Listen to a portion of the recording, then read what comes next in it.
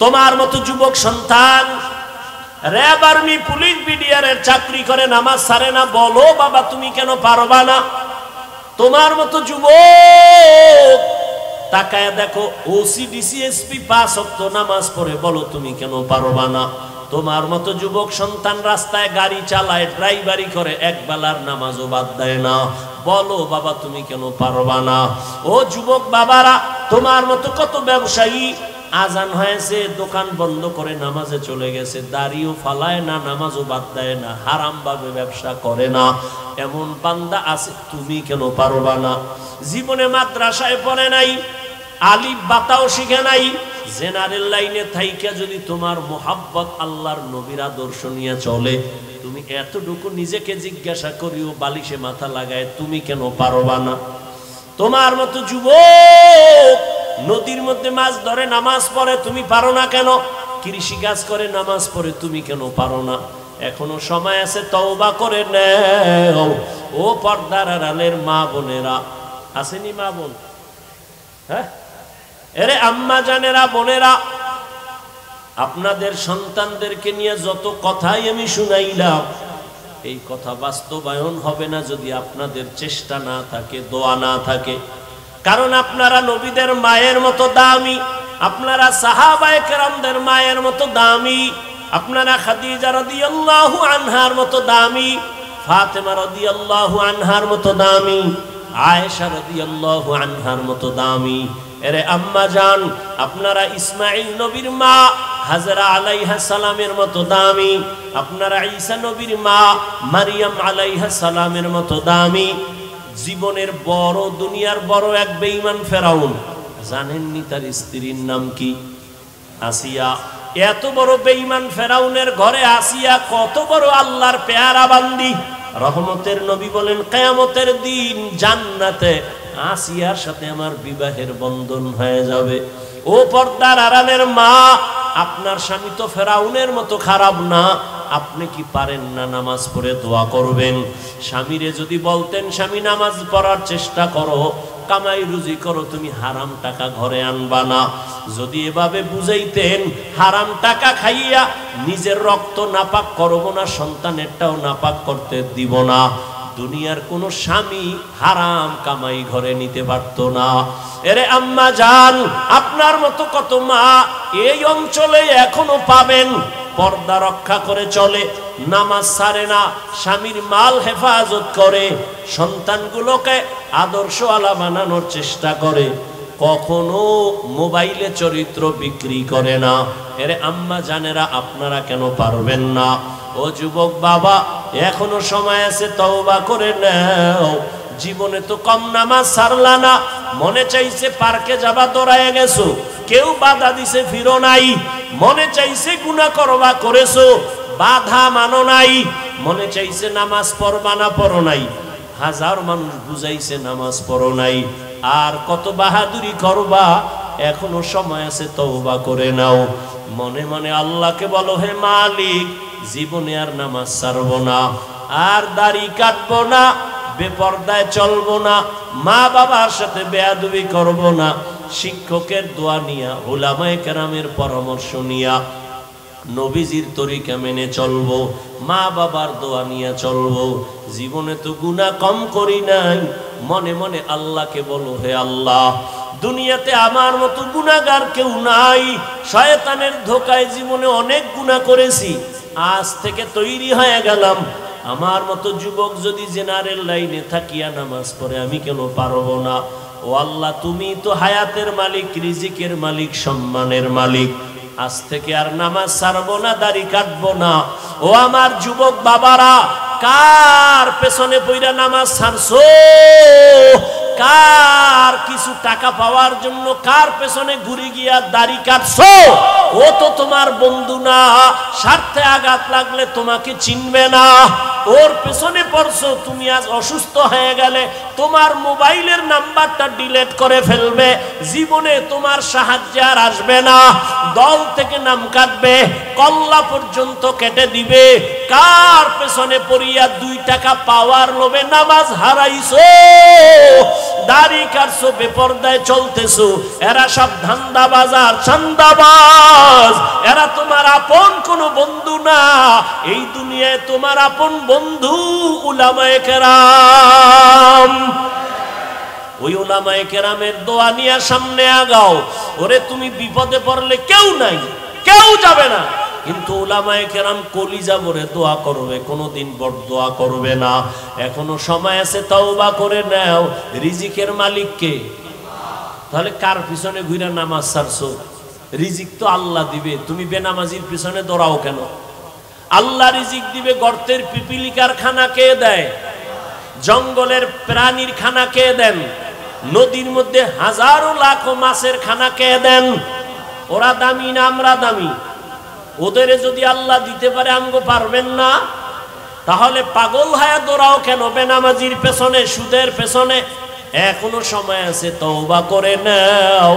মরিয়া গেল আর নামাজ ছাড়বা না, বেপরদায় চলবা না। নবীর তরিকা মেনে উলামায়ে কেরামের পরামর্শ নিয়া, মা বাবার দোয়া, শিক্ষকের দোয়া নিয়া চলবা। তওবা করার মতো যদি অন্তর তৈরি হয়ে থাকে, কপালে যদি আবু জাহেলের মতো না হয়, ওমরের মতো অন্তর থাকে যে মরিয়া গেল আর নামাজ ছাড়বো না, দাড়ি কাটবো না, মা বাবার বরদোয়া নিব না, শিক্ষকের দোয়া নিয়ে, উলামায়ে কেরামের পরামর্শ নিয়ে চলবো নবীর তরিকায়, যদি তওবার নিয়ত হয়, খাঁটি তওবার নিয়ত যাদের আছে, মুনাফিকি না, অন্তরে না থাকে, খাঁটি তওবার নিয়তে দুটো হাত আমার আল্লাহকে দেখাইয়া দাও। ये बंदा की कुव्वत नहीं कुदरत का इशारा, ये बंदा की कुव्वत नहीं कुदरत का इशारा, ऐ मर्द खिरद तर्क मासी की ज़रूरत, ऐ मर्द खिरद तर्क मासी की ज़रूरत, अब सोहबत सालेह की सवा कोई नहीं चारा, अब सोहबत सालेह की सवा कोई नहीं चारा, मरदूद है पीछे हमें खबर नहीं लेकिन, मरदूद है पीछे हमें खबर नहीं लेकिन, एक वक्त में हालाक जो अमाल है सारा, एक वक्त में हालाक जो अमाल है सारा। भाई वॉल्यूम बढ़ाए दें।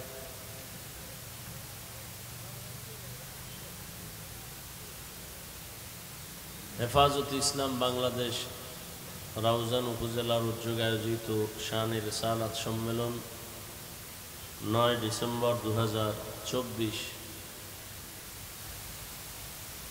নোয়াপাড়া পথের হাট চত্বরে আয়োজিত আজকের এই সম্মেলনে উপস্থিত মুহতারাম সম্মানিত সভাপতি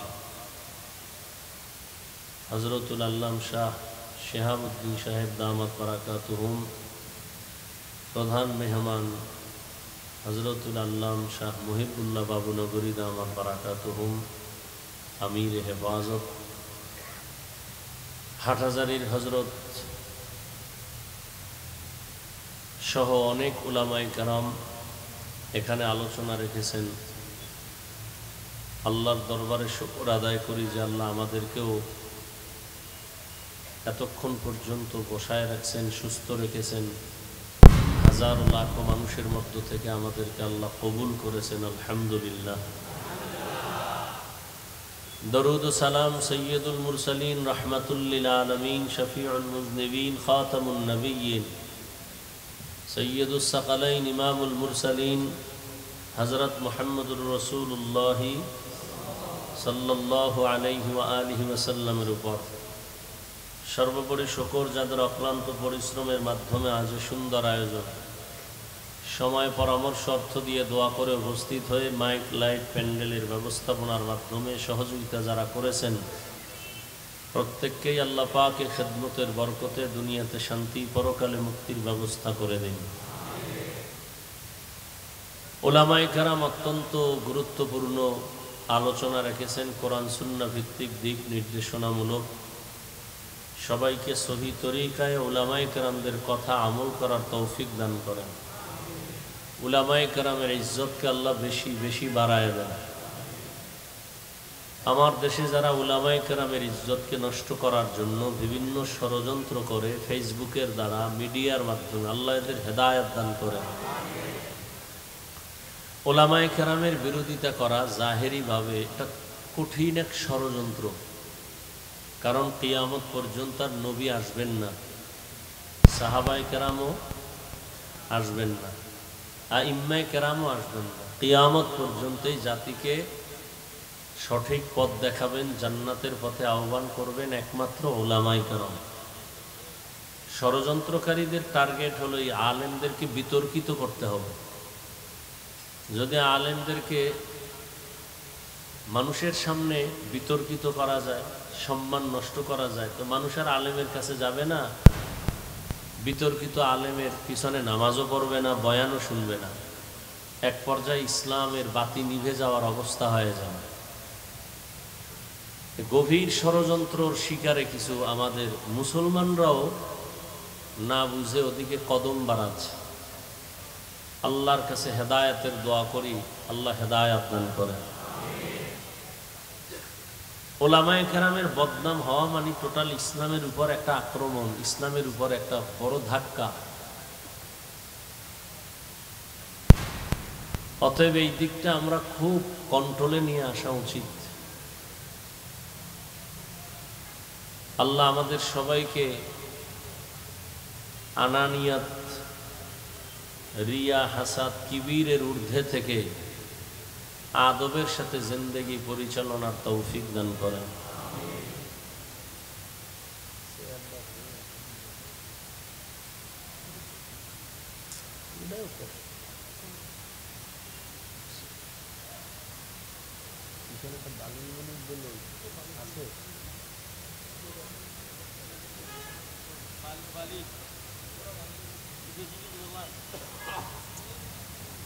আছে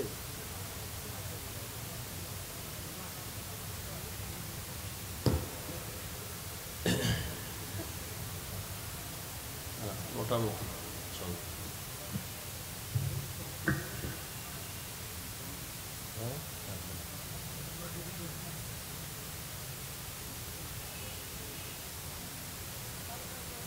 আমি আপনাদের দোয়া নিতে আসছি এবং সংক্ষিপ্ত দু চারটি কথা বলবো, বেশি রাত যেন না হয়।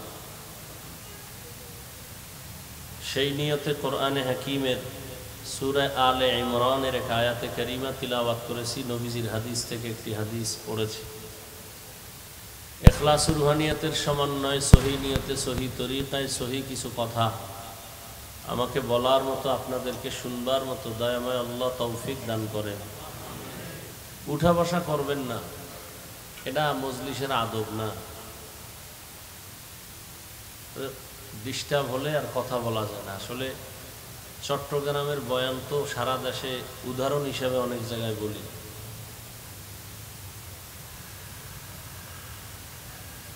মুফতি আজিজুল হক রহমতুল্লাহ আলাইহি পটিয়া, তিনি বলতেন, শুনছি মুরব্বীদের জবানে, বক্তার এলেম আর আমলের বাহাদুরিতে ওয়াজ হয় না, বয়ান হয় সবকিছুই শ্রোতাদের, সামিঈনদের অন্তরের মহব্বত আর আকর্ষণের উপরে। আপনাদের অন্তরের হালাতের উপরে আল্লাহ কথা বের করবেন। আর তুলনামূলক তো আমি বান্দার না এলেম না আমল কিছুই নেই। টুকটাক কিছু দোয়া মুরব্বীদের, মা বাবার, এই দোয়া নিয়ে চলতেছে। বহু মানুষ, সবাই তো আর বড়দোয়া করে না, আর যারা বড়দোয়া করে ওদের বড়দোয়া কাজেও লাগে না। যারা ভালো মানুষ তারা দোয়া করেন, তাদের দোয়া আমার খুব জরুরি, প্রয়োজন। দোয়া বড় একটা সম্পদ। বান্দা নিজ প্রচেষ্টায় যতটুকু অগ্রসর হতে না পারে, দোয়ার দ্বারা সীমাহীন অসম্ভবকে সম্ভব করতে পারে শুধু দোয়ার মাধ্যমে। দোয়া বড় একটা দামি সম্পদ। মা বাবার দোয়া, সন্তানের জন্য, ছাত্রের জন্য শিক্ষকের দোয়া, উম্মতের জন্য উলামায়ে কেরামের দোয়া বড় দামি একটা সফলতার সম্পদ। আল্লাহ দোয়া নিয়ে চলার তৌফিক দান করেন, বড়দোয়া থেকে আল্লাহ সবাইকে হেফাজত করেন।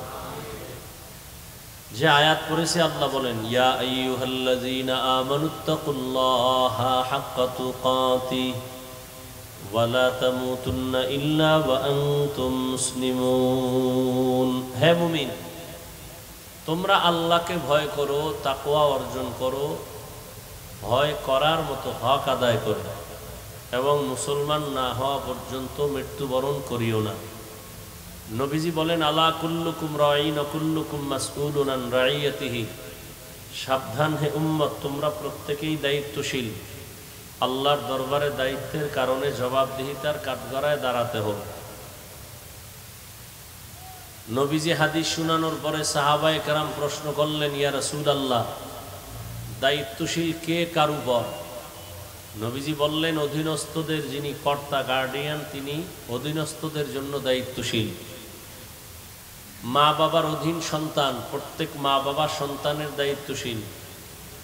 ছাত্ররা শিক্ষকের অধীন, প্রত্যেক শিক্ষক ছাত্রদের জন্য দায়িত্বশীল। একজন স্ত্রী তার স্বামীর অধীন, প্রত্যেক স্বামী তার স্ত্রীর জন্য দায়িত্বশীল। মসজিদের মুসল্লিয়ানে কেরাম ইমাম ও খতিবের অধীন, প্রত্যেক ইমাম ও খতিব মসজিদের দায়িত্বশীল। প্রত্যেক ইমাম খতিব কিসের দায়িত্বশীল? কথা হয় না, মসজিদের দায়িত্বশীল, কমিটি না। খুব খেয়াল করেন, কমিটি মসজিদের দায়িত্বশীল না, কমিটি হলো বিল্ডিং এর দায়িত্বশীল। বুঝেন নাই? বিল্ডিং কেমনে বড় করবে, ছোট করবে, সুন্দর করবে, এই দায়িত্ব কমিটির। কিন্তু এখন গেছে সব উল্টা পাল্টা হইয়া, মসজিদ বাদ দিয়ে এখন ইমাম আর খতিব এদের দায়িত্ব নিয়ে বাহাদুরি করে অনেক কমিটির লোকেরা। এটা কেমন হইল? শিয়ালের হাতে মুরগি দেওয়া যেমন হইল। শিয়ালের কাছে মুরগি দিয়া বলে 3 দিন আমানত। শিয়াল বলে দোয়াও চাই, মাফও চাই। 3 দিন কেন, 1 দিনও না, জিন্দা কেন, মরাও দেওয়া সম্ভব না। তো শিয়ালের হাতে মুরগি দিলে যা হয়, সুদখোর বেনামাজির হাতে ধর্মের চাবি দিলে তাই হয়। দিছে কারা? জিবরাইল। কথা বলেন না কেন? সুদখোর বেনামাজির হাতে ধর্মের চাবি দিছে জিবরাইল। কারা? স্বীকার করবেন না? অন্যায় করছেন, এটা স্বীকার করতে খুব প্রেস্টিজ লাগে না? সারা জীবন ইসলাম চাই বইলা স্লোগান দিয়া ভোটের আগের রাত্রে টাকা খাইয়া সকালবেলা কেবলা ঘুরাই দিছেন, তাহলে সরকারের গালি দেন কেন? কপাল তো আপনার খারাপ, আপনি হারাম খাইলে আপনার নেতাও তো হারামখোর হবে। আপনি সুদখোর হইলে আপনার নেতাও সুদখোর হবে। আমারে এখানে যদি জীবনে দাওয়াত না দিত আমি বসতাম? এক তো সময়ও নাই, আর দাওয়াত না দিলে, না বসাইলে বসানোর সুযোগ নাই। সুদখোরেরে আপনি চেয়ারে না বসাইলে বসবে কেমনে? আপনারাই তো বসাইছেন।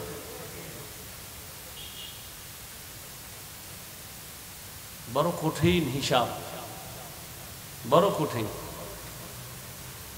একদল পাইয়া আড়াইছে কানতেছে, আর একদল না পাইয়া কানতেছে। কি? কেউ বেশি খাইয়া কান্দে, কেউ ক্ষুধায় কান্দে। আমি মোড়ও খাইতে দিই, পেটে ক্ষুধা। এই জন্য যুবকদের বলি, তুমি যত বন্ধুর পিছনে ঘুরো সব চান্দাবাজ আর ধান্দাবাজ। তোমার কলিজার নিঃস্বার্থ আপন বন্ধু একমাত্র, শুধুমাত্র, কেবলমাত্র উলামায়ে কেরাম। উলামায়ে কেরাম এই জাতিকে নিয়ে যেই ভাবাটা ভাবেন, পৃথিবীতে কেউ এই উম্মত নিয়ে, জাতি নিয়ে ভাবে না।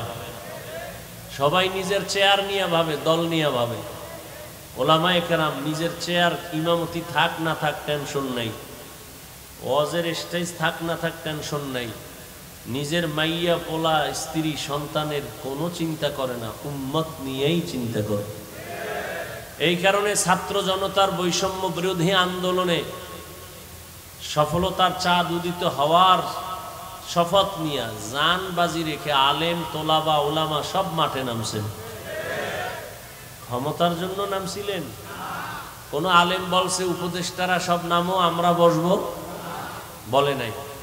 জাতিকে জুলুম থেকে বাঁচাবার জন্য ওলামায়ে কেরাম বলছেন আমরা জাতির বন্ধু, কে চেয়ারে বসবে না বসবে জানার দরকার নাই, তবে জুলুম করলে ছাড় নাই। আবার আন্দোলন হবে। মুসলমানের আন্দোলন একবার না বারবার? মুসলমান জীবন একবার দেয় না বারবার? বারবার। এজন্য সেদিন চরমনাই বলে আসছি, লক্ষ লক্ষ মানুষের সামনে কাফনের কাপড় হাতে নিয়ে রেডি থাকো, আবার ডাক আসবে, আবার আন্দোলনে নামতে হবে। জালেমকে কোনো সুযোগ দেওয়া যাবে না। ভয় আছে কোনো? এই যে এত যুবক দেখতেছি কেউরে দরকার নেই, আলিয়াও দরকার নেই, আমগো কওমির বড় ছাত্র ছোটটিরও দরকার নেই। আমাদের কওমির উলামা তোলাবা যারা বড়, এরা মাঠে নামলে খালি একটা বাঁশের লাঠি লইয়া, এই বাংলাদেশে নাস্তিক বেঈমানরা কথা বলার আগে আলেমদের অনুমতি নিতে বাধ্য হবে। কিন্তু ঝামেলাটা তো আপনারাই লাগাইছে তলে তলে। এ ওলামায়ে কেরাম যাও একটু কাছে আসে, ভক্তরা ফেসবুকে আকাম কইরা দূরে রাখে। কি কথা হয়? আলেমের বিরুদ্ধে যারা কলম ধরে, আমি সারা বাংলাদেশে বলছি, এরা মা বাবার অভিশপ্ত সন্তান। যে হোক ওর কপালে মা বাবার অভিশাপ আছে, না হয় আলেমের বিরুদ্ধে কলম ধরতে পারে না। ও মরার আগে পঙ্গু হয়ে মরবে।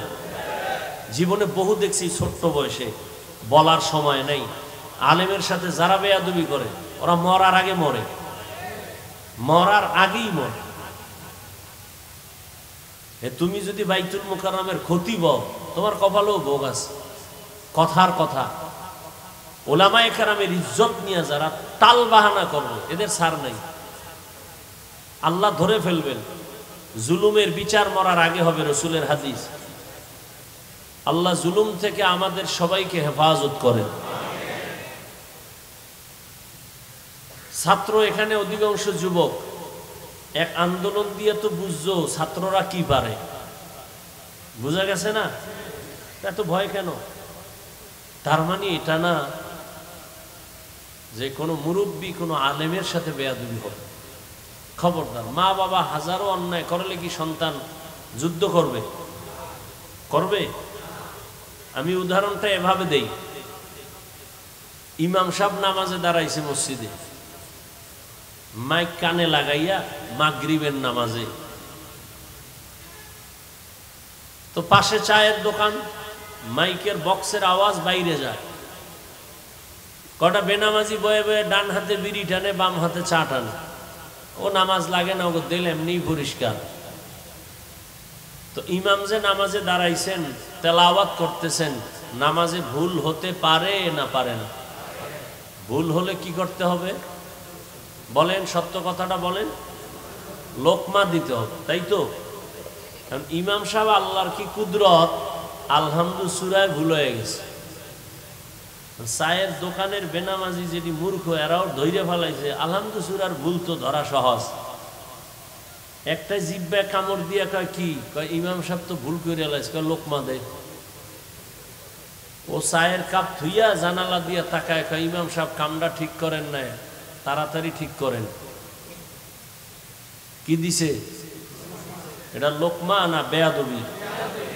এটা লোকমা না গাদ্দারি? ভালো করে এই পয়েন্টটা মনে রাখবা আমার যুবক বাবারা। ইমামের ভুল হতেই পারে, লোকমাও দিতে হবে।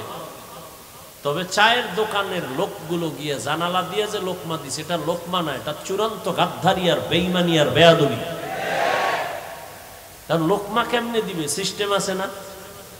কি সিস্টেম? পিছনে যে থাকবে আরে কলার ধইরা পিছনে লয়ে যে তোমার যোগ্যতা নাই না। ইমামের পেছনে লোকমা দিতে হবে, দিতে হবে তো। কারা দিবে? মুসল্লিরা মুসল্লিরা দিবে মানে কি 500 মুসল্লি সব জোরে চিৎকার দিবে?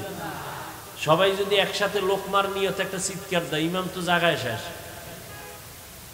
কি নিয়ম? কি ইমামের পেছনে একজন যোগ্য ব্যক্তি দাঁড়াবেন, সভাপতি সেক্রেটারি তো যোগ্য ব্যক্তি, এলাকার বড় সুদখোর, এই ইমাম সাহেবের পিছনে দাঁড়াবেন নাকি?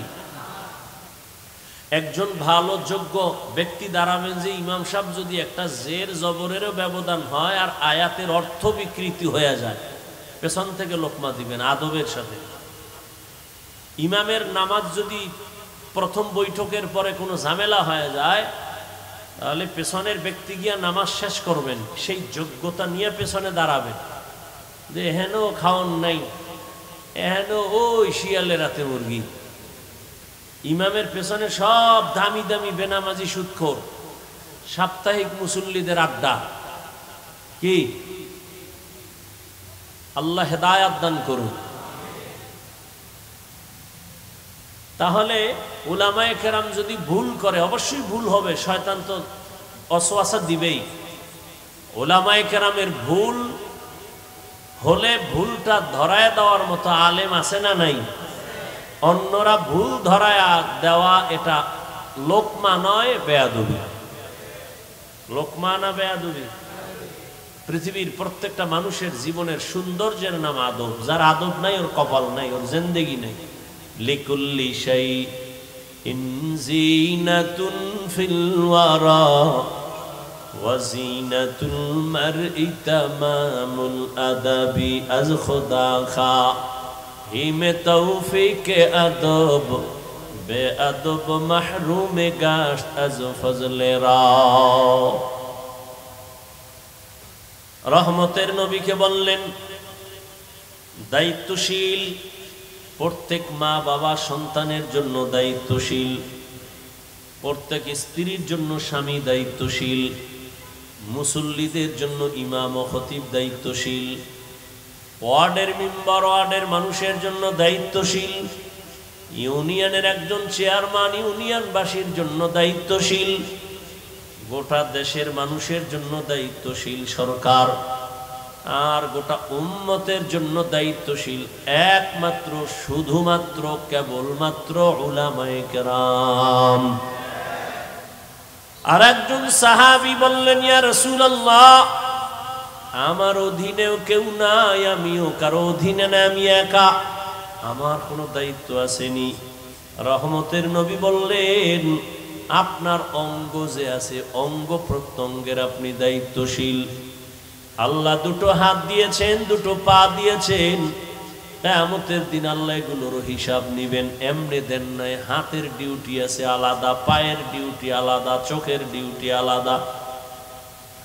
কিয়ামতের ময়দানে আমার আল্লাহ জিজ্ঞাসা করবেন, আল ইয়াউমা নাখতিমু আলা আফওয়াহিহিম ওয়া তুকাল্লিমুনা আইদিহিম ওয়া তাশহাদু আরজুলুহুম বিমা কানু ইয়াকসিবুন। দস্তগুয়াদ মঞ্চুনি দুজদিদা আম লবগুয়াদ মঞ্চুনি বুসিদা আম চশমগুয়াদ চিদা আম গামজা হারাম গোশগুয়াদ চিদা আম সমরুন কালাম। আল্লাহ বলবে, হাত কথা বলো, চোখ কথা বলো। বাস্তবে হাত কখনো কথা বলতে পারে না। আপনাদের হাত পারেনি? পারে না, এটাই সত্য। কিন্তু মুমিনের আকীদা বিশ্বাস রাখতে হবে, দুনিয়ার সব বিবেক যেটাকে বলে এটা হবেই না, অসম্ভব। আমার রব বলেন এটা আমার কুদরতের দ্বারা সম্ভব। মরা গাছে কথা বলতে পারে না, এটাই সত্য। আল্লাহ যদি কুদরতি ক্ষমতা দেন, পারবে? দুধের বাচ্চা কথা বলতে পারে না, আল্লাহ যদি ক্ষমতা দান করে তো পারবে। কিয়ামতের ময়দানে যখন আল্লাহ বলবেন হাত কথা বলো, হাত কথা বলা শুরু করবে। আল্লাহর কুদরতি ক্ষমতায় বলবে, তোমারে যে দায়িত্ব দেওয়া হয়েছিল যেই ডিউটির জন্য, ওই ডিউটি পালন করছে কিনা বলো। হাত আল্লাহর কাছে বলবেন, হে মালিক, এই হাতের দ্বারা মা বাবার কল্যাণে কাজ করবে, করে নাই। হাতের দ্বারা উলামায়ে কেরামের পেছনে নেক আমলে হাত ব্যবহার করবে, করে নাই। বরং মানুষের পেছনে ক্ষতি সাধনের জন্য হাত ব্যবহার করেছে। গরিবের বেতন নষ্ট করার জন্য হাতের কলম ব্যবহার করেছে। চোখ বলো তোমার ডিউটি পালন হয়েছে কিনা? চোখ আল্লাহর আদালতে জবাব দিবেন, হে মালিক, এই চক্ষু দিছো মা বাবা দেখার জন্য, দেখে নাই। এই চোখ দিয়েছো বাইতুল্লাহ দেখবে, দেখে নাই। এই চক্ষু দিয়া কোরআন দেখবে, সওয়াব, দেখে নাই। তো কি করছে? এই কোরআন দিয়া সারাটা রাত দরওয়াজা জানালা বন্ধ করে মোবাইলের দিকে তাকায়া কবিরা গুনাহ দেখছে। কিয়ামতের দিন চোখ আমার আল্লাহর দরবারে কথা বলবে। এজন্য আল্লাহর নবী বলেন, সাবধান, দায়িত্ব সম্পর্কে আল্লাহর আদালতে দাঁড়াতে হবে। সবাই জবাবদিহিতার কাঠগড়ায় দাঁড়াবেন। এই ভয়টা সাহাবায়ে কেরামদের মধ্যে চলে আসার কারণে দেশের ক্ষমতা হাতে নিয়েও রাতের গভীরে নামাজে দাঁড়ায় দাঁড়ায় কান্না করেছেন। জান্নাতের টিকিট হাতে পাইয়া সাহাবায়ে কেরামের কান্নার আওয়াজ। আর আমরা এত বয়ান শুনি, বয়ান জানি, এখানে এমন একটা মানুষও নাই যেই কথা জানে না। মিথ্যা বলা হারাম, গালি দেওয়া হারাম, গীবত করা হারাম, সুদ খাওয়া হারাম, ঘুষ খাওয়া হারাম, জুলুম করা হারাম, চুরি করা হারাম, ডাকাতি হারাম, কাউকে হত্যা করা হারাম। জানার পরেও বহু বান্দা মিথ্যা বলে, গালি দেয়, গীবত করে। এর কারণটা কি? অথচ এর পেছনে উলামায়ে কেরাম তো বয়ান কম করে না, তাবলীগ ও দাওয়াত ও তাবলীগের মেহনত কম চলে না। জুমার দিন খতিবের বয়ান, উলামায়ে কেরামের হাড় ভাঙ্গা পরিশ্রমের বয়ান। এরপরেও কেন আমলের খাতা শূন্য? এর একমাত্র কারণ আল্লাহর আদালতে দাঁড়াইয়া হিসাব দেওয়ার ভয় অন্তরে এখনো আসে নাই। আর ততদিন পর্যন্ত আল্লাহর আদালতের ভয় অন্তরে আসবে না যতদিন পর্যন্ত একটা মানুষ আল্লাহর প্রিয় বান্দা, ওলিদের বন্ধু না হবে। উলামায়ে আহলে হকের বন্ধু যতদিন হবে না, বয়ান চলবে, আমল হবে না। ওর কপাল বড় খারাপ। আর কপাল যদি খারাপ হয়ে যায়, আমি হাফিজুর রহমান কেন, মক্কা মদিনার ইমাম কেন, স্বয়ং নবী, যেই নবীর চেহারা দেখলে পেটের ক্ষুধা থাকে না, কেমন মায়ার নবী আমার, যে নবীর চেহারার মোহাব্বতের নজরে দেখলে জাহান্নাম হারাম। ওই নবী রাস্তা দিয়া যখন চলেন, দুপার্শ্বের গাছ নত হয়ে আমার নবীরে সালাম জানায়। সাহাবায়ে কেরাম কানে শুনতেছেন, নবী হাঁটতেছেন, বারবার জঙ্গল থেকে সালামের আওয়াজ আসতেছে। ও পয়গম্বর, মানুষ দেখি না, সালাম আসতেছে কোথার থেকে? রহমতের নবী বলেন, সাহাবা, আমি মুহাম্মদের আগমনের সুবাস পাইয়া জঙ্গলের হরিণ আমারে সালাম জানায়। যেই নবীর চেহারা দেখলে ক্ষুধা থাকে না, ওই নবীকে 13টা বছর পাশে সামনে দেখলো, বয়ান শুনলো, কপালে কালেমা আসে নাই। এত বড় বেঈমানের নাম জানেননি? কথা বলেন। কথা বলতে কি সমস্যা আপনাদের? এমনি দি দোকানে গরম বানায় ফেলা, মসজিদে গরম, যেখানে কথা প্রয়োজন সেখানে বলবেন না। এত বড় নিকৃষ্ট বেঈমান 13টা বছর আবু জাহাল নবীজিকে দেখলো, বয়ান শুনলো, কালেমা পড়ে নাই। এর নাম কফাল। অন্যদিকে 27 বছরের যুবক তরবারি নিয়ে যায় নবীকে জবাই করার জন্য। নবীজিরে দেইখা তরবারি ফালায় বলেন, নবী কল্লা কেটে দেন, তবে আগে কালেমা রশি গলায় লাগায় দেন। মান ইয়াহদিল্লাহু ফাহুয়াল মুহতাদ ওয়া মান ইউদ্লিল ফালান তাজিদ লাহু ওয়ালিয়াম মুরশিদা। হেদায়াত আল্লাহ যাকে দিবেন পেয়ে যাবে, আর আল্লাহ যার হেদায়াতের দরজা খুলবে না, আমি হাফিজুর রহমান কেন স্বয়ং নবীর বয়ানও কপালে কালেমা আসবে না। হাতের মুষ্টির মধ্যে পাথর নিয়া আবু জাহাল কয়, ভাতিজা আমার হাতে কি আছে বলতে পারলে এখন আমি কালেমা পড়ব, নবী মানব। নবী বলেন আমি বলতে পারি না। কেন পারো না? বলে আমি গাইবের ইলম আল্লাহ দেন নাই, তবে হাতের মুষ্টিতে যা আছো একটু আওয়াজ দাও। পাথরগুলো কালেমায় শাহাদাত পড়া শুরু করলো। আবু জাহাল পাথরগুলো মাটির মধ্যে ফেলে বলে, ভাতিজা তুমি এত বড় জাদুকর আমি জানতাম না। এর নাম কপাল। কপাল যদি পুড়ে যায় হেদায়েতের দরজা খুলবে না। আর কপাল যদি আল্লাহ খুলে দেয়, নবীকে জবাই করতে আসিয়াও কালেমা পড়ে, এর নাম কপাল। এরে আমার কলিজার যুবক, দুনিয়াতে আর কত মাইয়ার চরিত্র নষ্ট করলে তোর মনের আশা মিটবে? দুনিয়াতে আর কত রাত মোবাইলে কবিরা গুনাহ দেইখা তোর আশা মিটবে? এত তাড়াতাড়ি তওবা করবি না তো কত গুনাহ করলে এরপরে তুই তওবা করবি? কত জীবন তুই পার্কে পার্কে দৌড়ানোর পরে তুই তওবা করবি, তোর আশা মিটবে? বল। চোখের সামনে তো যুবকের লাশ, পানির নিচে লাশ, গাড়ির নিচে লাশ, ঘুমের বিছানায় লাশ। ওলামায়ে কেরামের কথা শুনলা না রে বাবা? কয়দিন এই বাহাদুরি? করোনায় কত লাশ চলে গেল, ডেঙ্গুতে কত লাশ চলে গেল, এই ছাত্র জনতার আন্দোলনে কত লাশ চলে গেল। ও আল্লাহর বান্দা, তুমি সুস্থ, এটা বাঁচার গ্যারান্টি না। অসুস্থ রোগীর সামনে সুস্থ মানুষ মরে যায়, অসুস্থ রোগী অনেক দিন থাকে। আল্লাহর কাছে জবাব দেওয়ার ভয় অন্তরে জমা করে নাও। আল্লাহ বলেন, ইয়া আইয়ুহাল্লাযীনা আমানুত্তাকুল্লাহা হাক্কা তুকাতিহি ওয়া লা তামুতুন্না ইল্লা ওয়া আনতুম মুসলিমুন।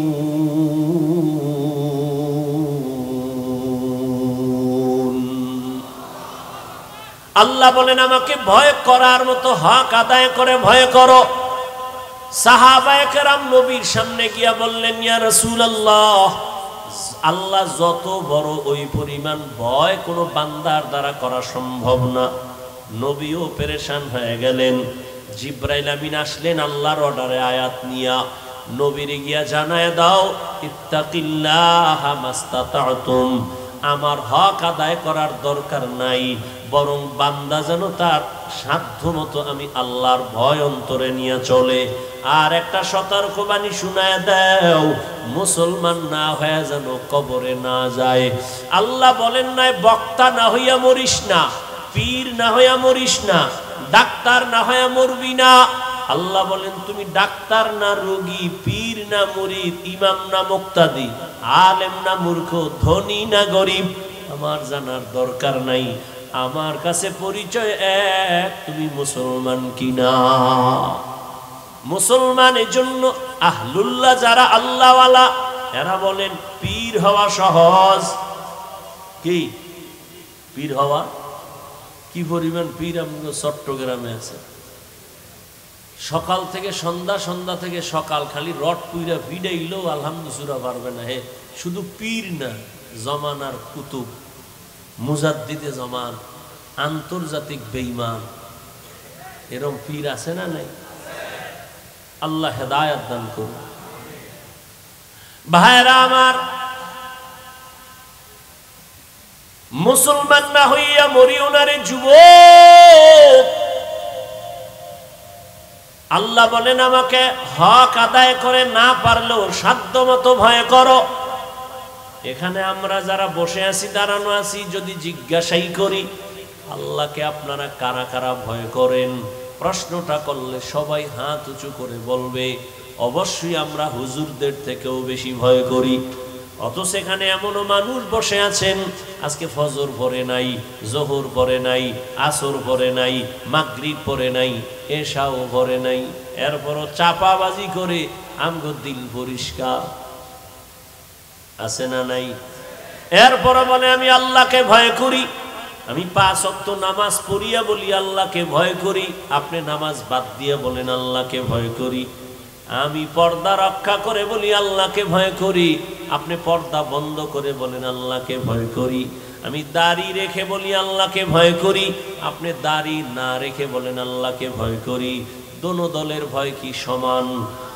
না, আসলে আপনার মধ্যে মোটেও ভয় নাই।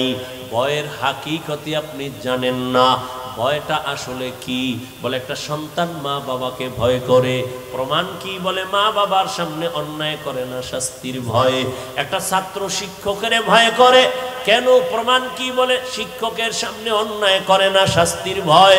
ঠিক এই দুনিয়ায় যেই বান্দা যেই বান্দি আল্লাহকে ভয় করবেন, ওই বান্দা গলায় ছুরি লাগাবে, দাড়ির মধ্যে অস্ত্র লাগাবে না। हर के दारद खौफ हक दर दिल मदम जन्नतुल मअवा देहत उ राम काम जुज़बा हक ची जे मखाद इंसो जा फजले उआ मस्ते दर जुमला जहां। আজকে আল্লাহর ভয় অন্তরে না থাকার কারণে এত বয়ান।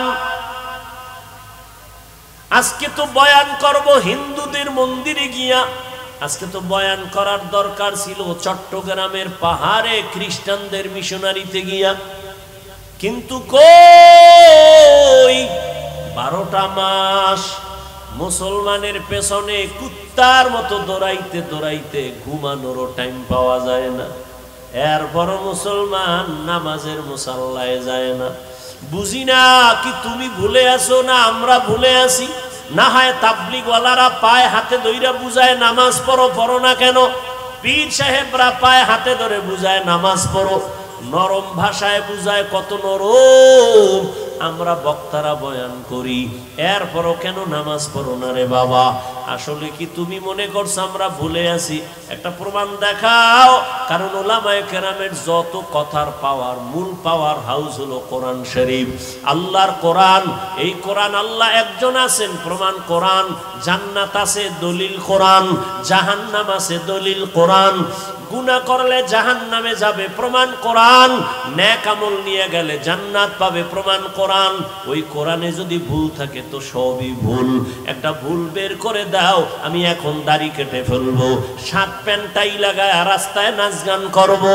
তুমি কেন 1500 বছর পর্যন্ত কত পণ্ডিতেরা ভুল বের করার অপচেষ্টা করিয়াও একটা ভুল বের করতে পারে নাই, বরং বহু বিধর্মীরা কালেমা পড়ে মুসলমান হয়ে গেল। ও আল্লাহর বান্দারা, তাহলে সমস্যাটা কোথায়? তুমিও মুসলমান, আমিও মুসলমান রে যুবক। তোমার আমার আল্লাহ দুই না এক? বুঝে শুনে কইও, প্যাচ লাগাইও না। ও যুবক বাবা বলো, তোমার আল্লাহ আমার আল্লাহ?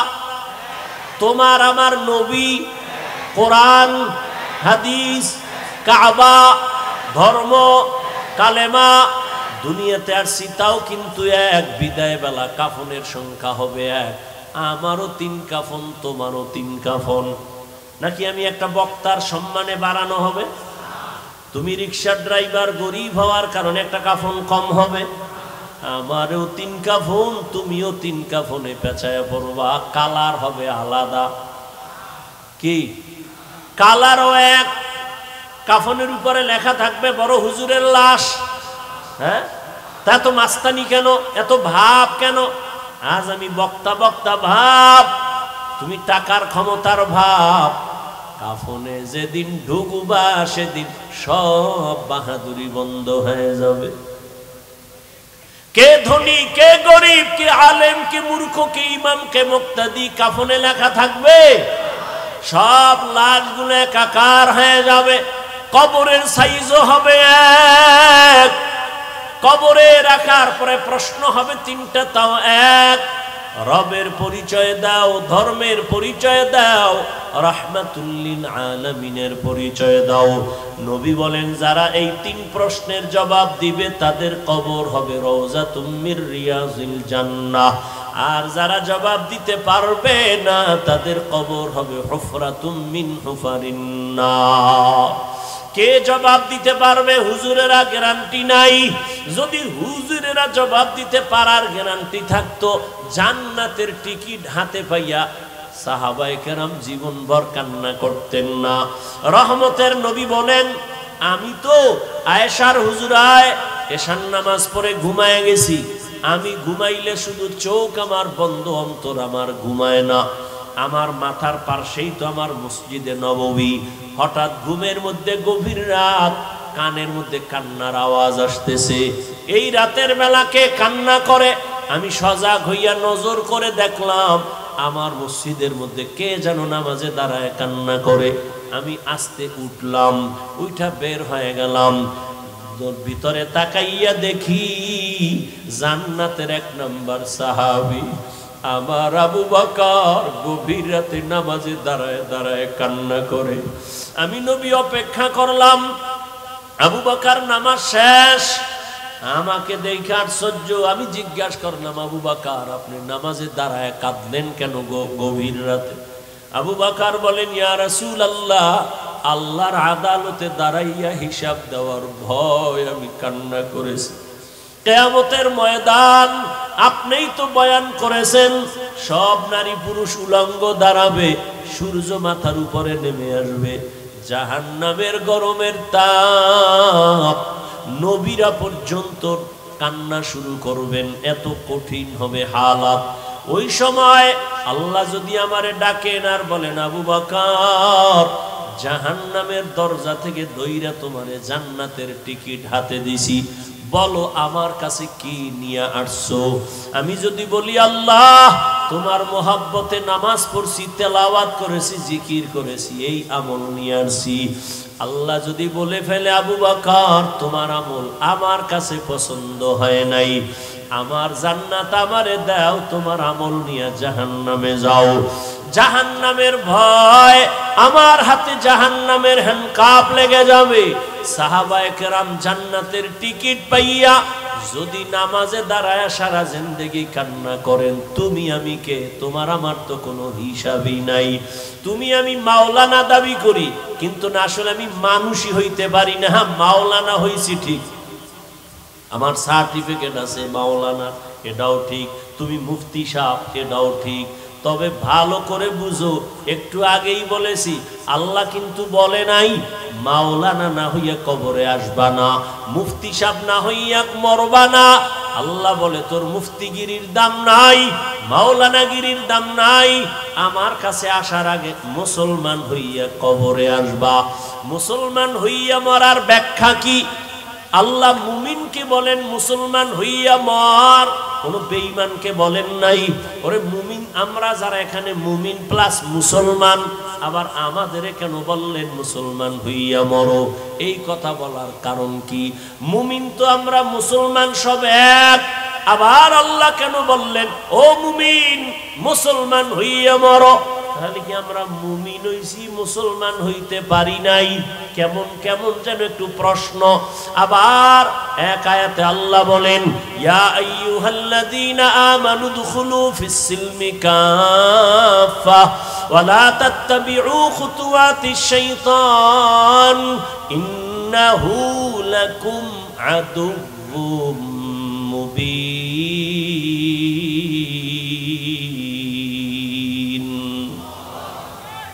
এই আয়াতে আল্লাহ বলেন এই মুমিন ইসলামের মধ্যে ঢোক, পরিপূর্ণ ঢুকে যাও। আল্লাহ আর এক আয়াতে আরো স্পষ্ট করে বলেন ইয়া আইয়ুহাল্লাযীনা আমানু আমিনু বিল্লাহি ওয়া রাসূলিহি, ও মুমিন আল্লাহর উপরে রাসূলের উপরে ঈমান আনো। এখানে আমরা সবাই মুমিন না? কথা বল না কেন? আল্লাহ মানি, নবী মানি, মানার কারণেই তো মুমিন। আল্লাহ কয় এই মুমিন আবার ঈমান আন। মুমিনের ডবল ঈমানের দাওয়াত কেন? এই জবাব দেওয়ার টাইম আমার নাই থাকলেও আপনাদের ধৈর্য নেই আছে। আল্লাহ কবুল করেন। আল্লাহ দুই জবাব দিছেন। আল্লাহ তো গায়েবের মালিক নাকি? আমাকে পিসাবরাও গায়েব জানে।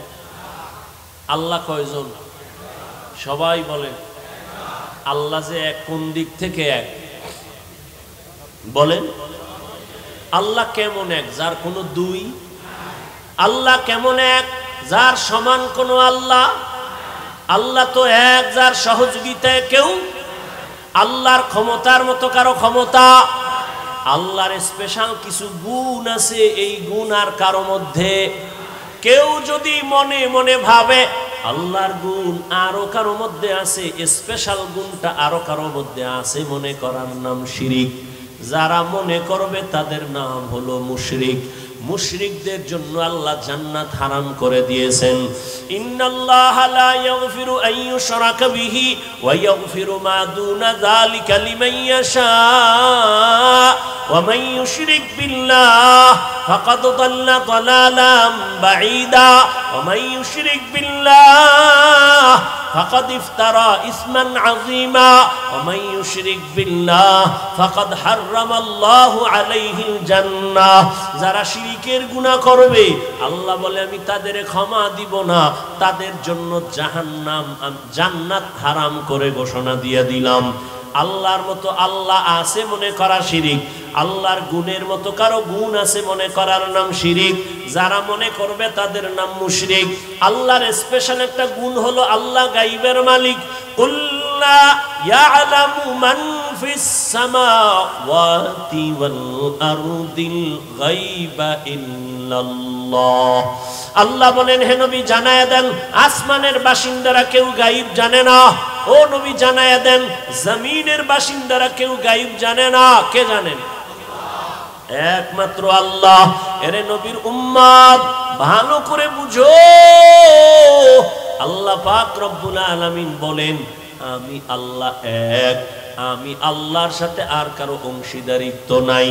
এরে নবীর উম্মতের দল, আল্লাহ পাক বলেন আমি গায়েব জানি। একটা পর্যায়ে আসবে আমার আখিরি নবীর উম্মতের মাঝে আমি আমি আমি আমি ভাব নিয়া বেঈমানের সাথে মোকাবেলা করার তুলনায় নিজেরা নিজেরা ঝগড়া করবে বেশি। আমরা বেশি বেশি করি না, আমরা নিজেদের মধ্যে তর্ক বেশি। আজ আমরা যদি একটু তর্ক বন্ধ করে সব যদি এক হাতে হাত রাখতাম, কিছু লাগবে না, আন্দোলনও লাগবে না, স্লোগানও লাগবে না, শুধু এক ময়দানে যদি সব আলেম আসতো, এইটা দেখাই বেঈমান আর নাস্তিকদের ঘুম হারাম হয়ে যাইত। আল্লাহ জানেন শেষ জমানায় মানুষ আমার উম্মত নবীর উম্মতের মাঝে মুমিনে মুমিনে ঝগড়া করবে, রক্তক্ষয়ী সংঘর্ষ লাগাবে, নিজেরা নিজেরা অহংকারী ভাব নিয়ে। কি কইব? কইবে নবী কাফেরের কাছে দাওয়াত দিছে, তোমরা মুমিন হইয়া কেন মুমিনের দাওয়াত দাও? এরকম ঝামেলা আছে না নাই? চট্টগ্রামে নাই? নবী দাওয়াত দিছে কাফেরের কাছে, ও তাবলীগওয়ালারা তোমরা এক মুমিন আর এক মুমিনের কেন কালেমার দাওয়াত দাও? আল্লাহ কয় আমার কোরআন থেকে জবাব নিয়ে যাও। আমি আল্লাহ মুমিনকে ডবল দাওয়াত দিলাম, ইয়া আইয়ুহাল্লাযীনা আমানু আমিনু বিল্লাহ।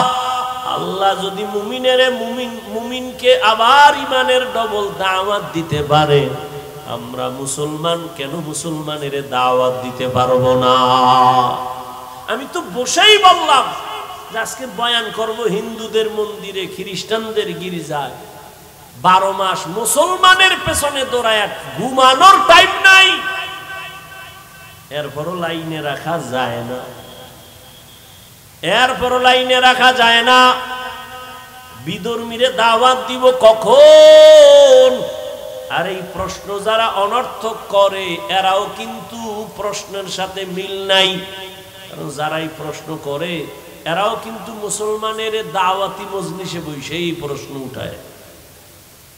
তোমরা হিন্দুদের মন্দিরে গিয়া যদি দাওয়াত দিয়ে কইতে আমরা হিন্দুদের মন্দিরে আসছি তোমরাও যাও, তোমরা কেন মুসলমানের দাওয়াত দাও?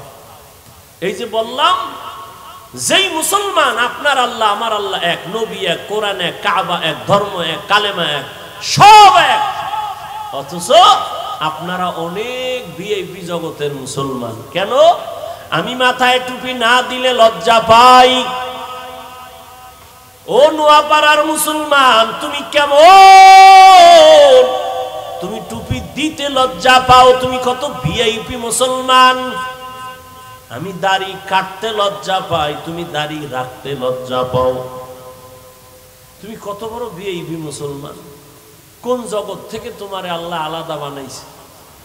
আমি নামাজ না পড়লে লজ্জা পাই, তুমি কেমন মুসলমান নামাজ পড়তে গেলে লজ্জা পাও? ও যুবক, আমি দাড়ি কাটতে লজ্জা পাই, তুমি দাড়ি রাখতে লজ্জা পাও।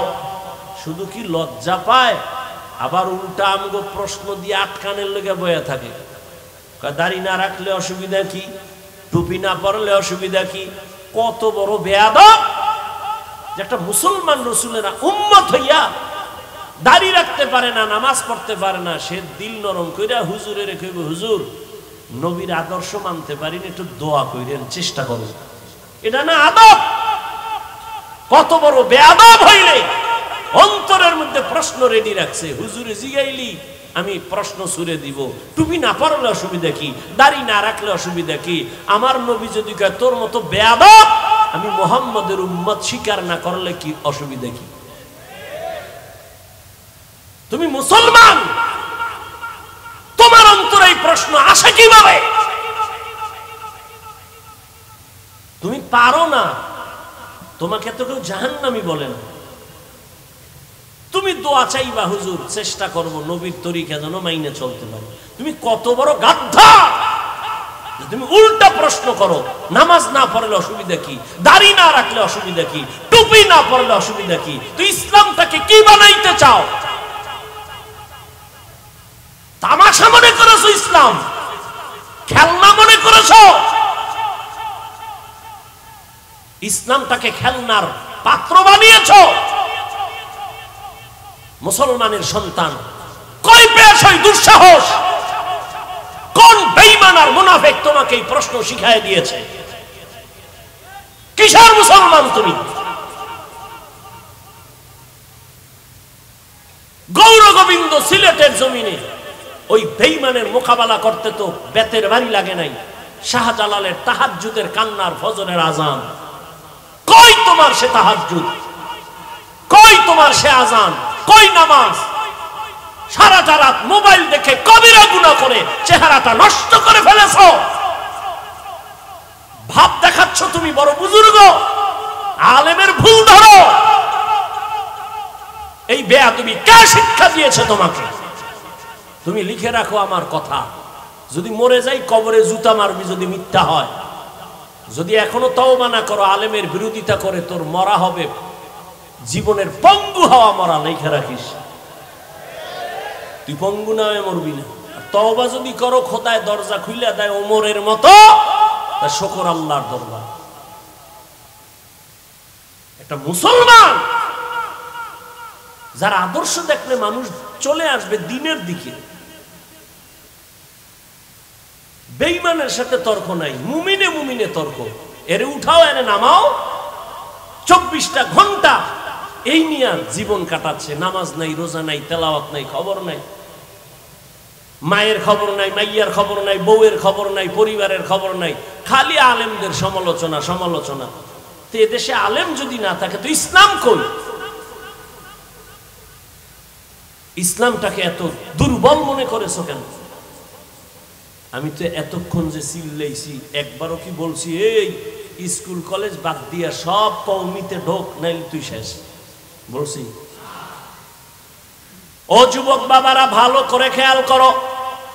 আমি পাঁচকল্লি টুপি মাথায় দিলাম, একবারও বলি নাই তুমি পাঁচকল্লি মাথায় দাও, না হয় ধ্বংস। আমি কওমি মাদ্রাসার সন্তান, আমি তাবলীগের লাইনের সন্তান, আমি পীরের মুরিদ। তোমাকে একবারও বলি নাই যুবক বাবা পীরের কাছে যাও, তাবলীগে যাও, না হয় তুমি ধ্বংস। একবারও বলি নাই। বরং আমি চট্টগ্রামের মানুষের বলে যাই, দোয়া করে যাই, ও যুবক তুমি স্কুলে পড়ো, ধন্যবাদ, শুকর আদায় করে দোয়াও করে যাই, তুমি স্কুলেই পড়িও, ডাক্তার হও, ইঞ্জিনিয়ার হও, ব্যবসায়ী হও, চাকরিজীবী হও, প্রফেসর হও। আমগো মাদ্রাসায় সব বীর জমানের দরকার নাই, আমগো মাদ্রাসায় ছাত্র অনেক বেশি, এটি কমানোরও দরকার, ছাত্রের অভাব নাই।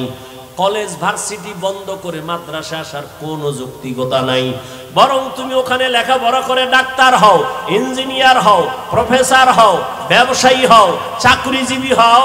তবে একটা দাবি, বেয়াদব জীবনে হইও না রে বাবা। যদি তুমি মা বাবার সাথে বেয়াদবি করে বরদোয়া নাও, পঙ্গু হয়ে যাবা, তোমার জীবন নষ্ট। তুমি যদি বেয়াদবি করিয়া ডাক্তার হও, ডাক্তার হইলে তুমি বেয়াদবি মার্কা ডাক্তার যদি হও, তুমি তাসলিমার মতো জুতা খায়া পালানো ছাড়া উপায় হবে না। অতএব বাবা তুমি বেয়াদব হইও না, তুমি একজন সফল আদর্শের ডাক্তার হও, আদর্শবান ইঞ্জিনিয়ার হও, আদর্শবান ব্যবসায়ী হও। তোমার আদর্শ দেখে যেন মানুষ কিছু শিক্ষা পায়, তোমার ব্যবহারে কোনোদিন যেন মা বাবা কষ্ট না পায়, তোমার ব্যবহারে যেন শিক্ষকেরা কষ্ট না পায়, তোমার ব্যবহারে কখনো যেন তোমার ওলামায়ে কেরাম কষ্ট না পায়। তুমি আদবওয়ালা জিন্দেগি নিয়ে চলো, কারণ আল্লাহর জাতের কসম, তুমি যত বড় হতে চাও মা বাবার দোয়া ছাড়া সম্ভব না, শিক্ষকের দোয়া ছাড়া সম্ভব না, উলামায়ে কেরামের নেক নজর ছাড়া কোনোদিন সম্ভব না। এই জন্য বাবা তুমি যেই লাইনে থাকো, ডাক্তার হও বাধা নাই, মুসলমান হইয়া মরো। ডাক্তার হইয়া মুসলমান হওয়া যাবে না কথাটা এমন না। এবার বাস্তবে কিছু উদাহরণ তোমার সামনে দেই।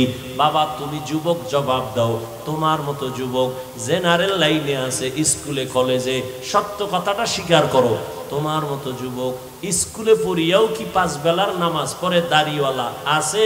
না থাকলে কও নাই, আছে। আর ওয়াজ নাই, তোমার জন্য কোনো ওয়াজ নাই, তোমার ওয়াজ শেষ। তুমি শুধু এতটুকুই আল্লাহ বিবেক দিছে, কুকুর শুয়ারকে আল্লাহ ভালো মন্দ যাচাই এর বিবেক দেয় না, তোমাকে দিছে। তুমি শুধু এতটুকু নিজেকে জিজ্ঞাসা করো তো, তোমার মতো জেনারেল লাইনের ছেলেটা স্কুল কলেজে পড়ে যদি দাড়ি থাকে, নামাজ থাকে, তুমি পারো না কেন? আর কোনো ওয়াজের দরকার নাই।